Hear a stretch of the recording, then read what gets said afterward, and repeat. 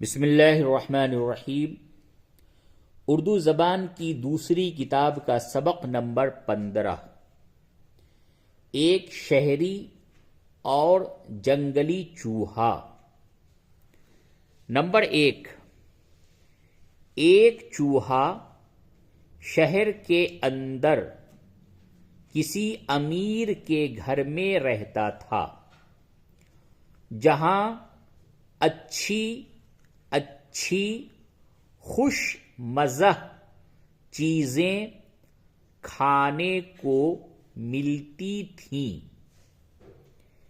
ایک روز وہ اپنے جنگلی دوست کی ملاقات کو گیا، جس کا سوراخ کھیت کے کنارے تھا۔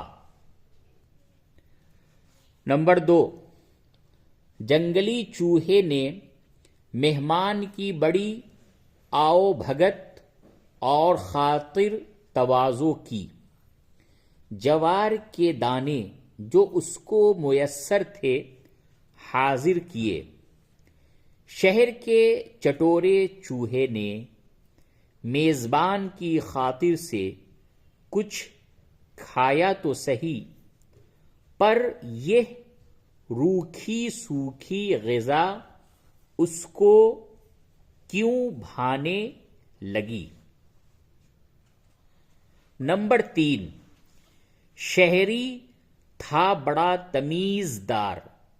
پہلے تو ادھر ادھر کی باتیں کرتا رہا، فصل اور موسم کا حال پوچھا، اس کے گزارے کی صورت دریافت کی، پھر بولا، بھائی تم کیسے ویران جنگل میں زندگی بسر کرتے ہو، جہاں کوئی مزیدار کھانا نصیب نہیں؟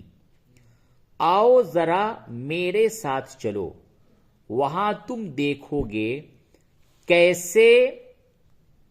کیسے اچھے گھر اور کیا کیا لذیذ نعمتیں خدا کی دی ہوئی موجود ہیں۔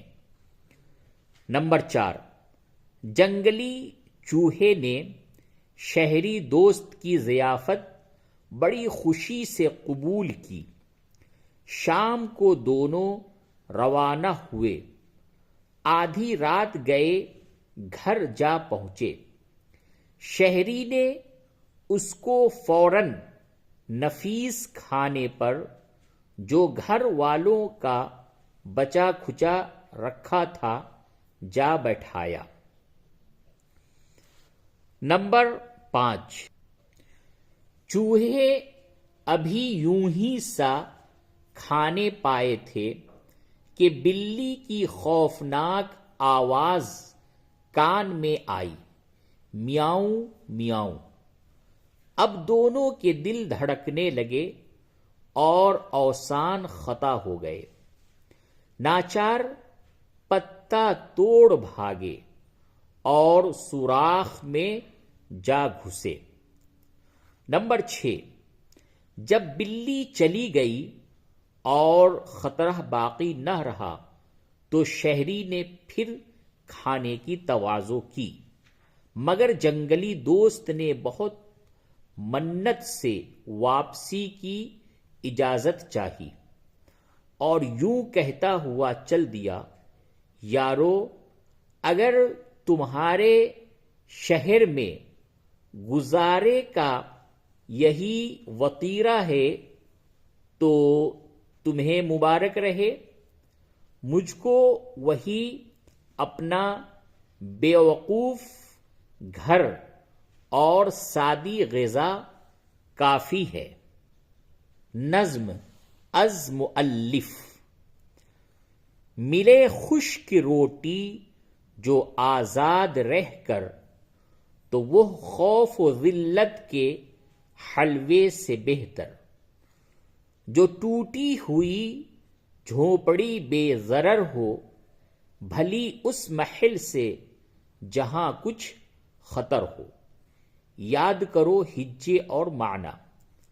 تواضع، خطرہ، ضیافت، میزبان، لذیذ، خوفناک، میسر، وطیرہ، نفیس، بے ضرر.